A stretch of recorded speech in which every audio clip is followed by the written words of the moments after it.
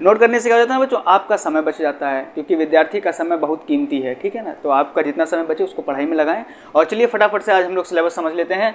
Maths का syllabus समझेंगे, ठीक है, मैथ्स का सिलेबस समझेंगे और वो भी क्लास 10th का, ठीक है। हेलो बच्चों, कैसे हैं आप सब? उम्मीद करता हूँ आप सब बिल्कुल ही ठीक होंगे। बच्चों लास्ट की कुछ वीडियोस में हम लोग सिलेबस डिस्कस कर रहे थे, तो आज भी हम लोग उसी चीज़ को कंटिन्यू करते हैं और सिलेबस डिस्कस करेंगे आज हम लोग क्लास 10th के मैथ्स का, है ना बच्चों। मैंने लास्ट वीडियो में बच्चों यही बताया था कि सिलेबस जानना बहुत ज़रूरी है आप लोगों के लिए, वरना पता कैसे चलेगा कि आखिर आपको पढ़ना क्या क्या है ना। तो इसी चीज़ को कंटिन्यू करते हैं और आपका ज़्यादा टाइम वेस्ट नहीं करते हैं, इसीलिए मैं पहले ही सब कुछ नोट कर देता हूँ बोर्ड पर ही और उसके बाद में वीडियो को शूट करता हूँ। नोट करने से क्या हो जाता है बच्चों, आपका समय बच जाता है, क्योंकि विद्यार्थी का समय बहुत कीमती है, ठीक है ना। तो आपका जितना समय बचे उसको पढ़ाई में लगाएं। और चलिए फटाफट से आज हम लोग सिलेबस समझ लेते हैं। मैथ्स का सिलेबस समझेंगे, ठीक है, मैथ्स का सिलेबस समझेंगे और वो भी क्लास 10th का, ठीक है बच्चों। मैथ्स का जो क्लास 10th का सिलेबस है, या ये कहे कि क्लास 10th में 9th में जितने भी एग्ज़ाम्स हो रहे हैं यूपी बोर्ड के किसी भी सब्जेक्ट के, ठीक, तो उनका टोटल होता है 70 मार्क्स का, ठीक, और 30 मार्क्स उनको प्रैक्टिकल्स के मिलते हैं। तो ये आपका 100 मार्क्स का पूरा एग्ज़ाम तैयार होता है, ठीक है ना। अब बात करते हैं कि यूनिट फर्स्ट में क्या है। देखिए बच्चों, ऐसा है कि मैथ में हम लोगों की इस बार 7 यूनिट हैं। हर बच्चों इस बार जो है ना सिलेबस कुछ कम किया गया है, इसमें कुछ चेंजेस हुए हैं, है ना। इसीलिए अगर आप पुराना सिलेबस पढ़ रहे हैं तो कोई फ़ायदा नहीं है, आप मेहनत भी करेंगे और वो चीज़ आपके एग्ज़ाम में आएगी ही नहीं। समय को बचाना है तो हम लोग अपडेटेड सिलेबस को पहले समझेंगे और फिर हम लोग इसकी क्लासेस में कंटिन्यू करेंगे और इसी के अकॉर्डिंग हम लोग पूरे इस साल अपनी सिलेबस को पढ़ेंगे, ठीक है ना। तो इसमें पूरी 7 यूनिट्स हैं, ठीक है, 7 यूनिट्स हैं हमारी क्लास 10th की मैथ में, जिसमें सबसे पहली यूनिट है संख्या पद्धति। बच्चों सबसे पहली यूनिट का नाम है संख्या पद्धति और इसमें हम लोग पढ़ेंगे वास्तविक संख्याओं के बारे में, ठीक है ना।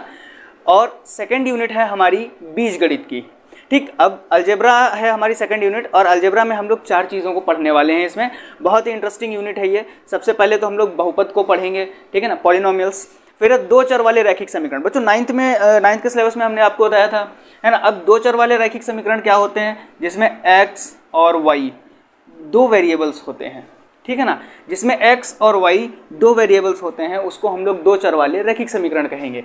हम लोग इसको भी पढ़ेंगे, ठीक है ना। बहुपद पढ़ेंगे, द्विघात समीकरण पढ़ेंगे। द्विघात समीकरण का मतलब जिसमें पावर कितनी हो, 2 हो, जिसमें वेरिएबल की पावर 2 हो, हम लोग द्विघात समीकरण पढ़ेंगे। और समांतर श्रेणियाँ पढ़ेंगे, ठीक है ना, समांतर श्रेणियाँ पढ़ेंगे।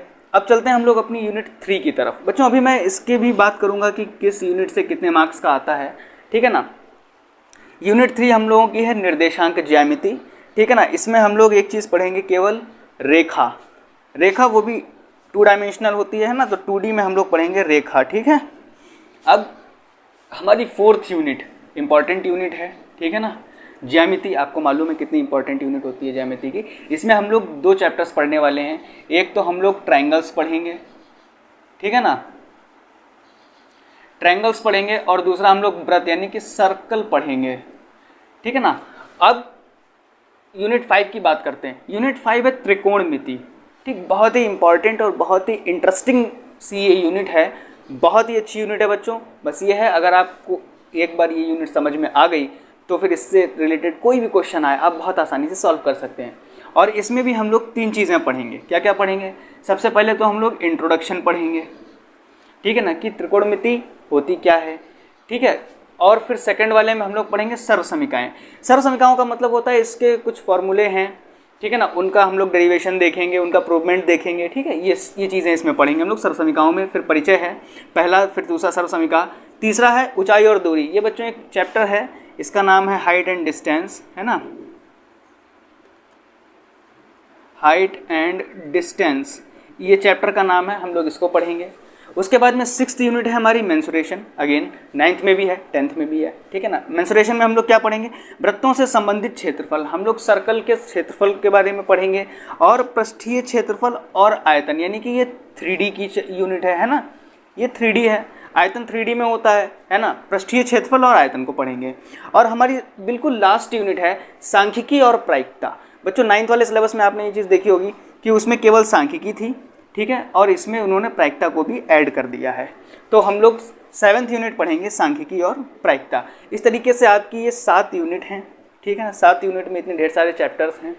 अभी जब आप लोग इस सिलेबस को आगे पढ़ेंगे तो आप लोगों को और जानकारी मिलेगी इसके बारे में, है ना। जब हम लोग क्लासेस को कंटिन्यू करेंगे, अभी हम लोग क्लासेस को कंटिन्यू करने से पहले सिलेबस समझ रहे हैं, है ना। सिलेबस समझना बच्चों बहुत ज़रूरी है ना। इसीलिए अभी हम लोग केवल सिलेबस के बारे में जान रहे हैं। क्लासेस भी आपको बहुत ही जल्द मिलने वाली हैं। नेक्स्ट वीडियो में मैं आपको 11th और 12th के सिलेबस को बताऊंगा। उसके बाद में हम लोग 9th से लेकर के 12th तक की फिजिक्स और मैथ की क्लासेस को कंटिन्यू करेंगे, है ना। चलिए अब बात कर लेते हैं इसके नंबर्स की, कि किस यूनिट से कितने मार्क्स का आएगा और हमें कौन सी यूनिट छोड़नी है और कौन सी यूनिट पढ़नी है।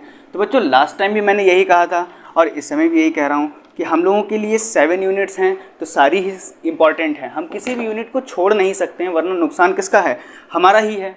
अब पहली यूनिट से आता है 5 नंबर का, ठीक है ना। दूसरी वाली से आता है 18 नंबर का।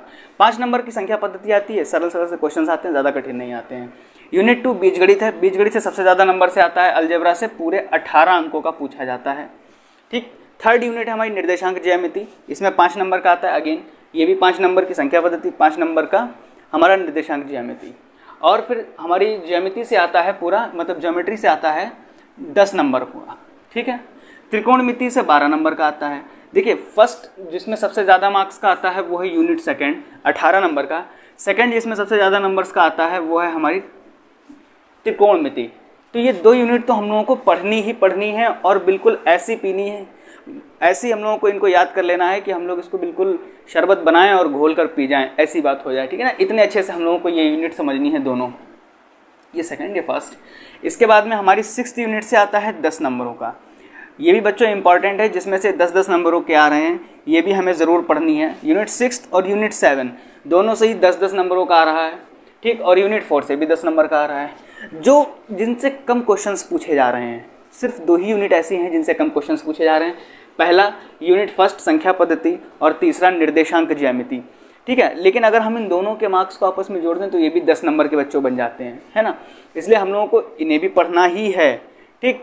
और इस तरीके से आपकी अगर मैं सारे ये जोड़ देता हूँ तो आपके बनते हैं 70 नंबर। जैसे 5 नंबर का ये, ठीक। 18 नंबर की आपकी आती है बीजगणित, फिर से 5 नंबर की आपकी निर्देशांक ज्यामिति, 10 नंबर की आपकी ज्यामिति और 12 नंबर की आपकी त्रिकोणमिति, 10 नंबर का आपका आता है मेंसुरेशन और 10 नंबर की आपकी आती है सांख्यिकी और प्रायिकता। और इनका सबका सम बनता है 70 नंबरों का, ठीक है ना। लास्ट टाइम में बच्चों मैंने यही कहा था कि 70 में से अगर आपको 95% नंबर लाने हैं तब भी आपको लगभग 66 मार्क्स का तो पढ़ना ही पढ़ना है, ठीक। और यही बात यहाँ पर भी है, अगर आपको 66 मार्क्स का पढ़ना है और 66 मार्क्स अगर आपको लाने हैं तो बताइए आप किस में से नंबर्स छोड़ देंगे, है ना। इसलिए बच्चों ये वाली क्लास में हम लोगों ने केवल इस सिलेबस को ही समझा है और आप लोग अपना मन बना लें कि हम लोगों को ये सारी यूनिट्स पढ़नी है, किसी भी यूनिट को ड्रॉप नहीं करना है। आगे ही हम लोगों की और सिलेबस वाली वीडियोस देखने के लिए हम लोगों से जुड़े रहें, ठीक है ना। और अपनी क्लास को हम लोग बहुत ही जल्दी कंटिन्यू करेंगे, ठीक। मिलते हैं अगली वीडियो में एक नए सिलेबस के साथ में।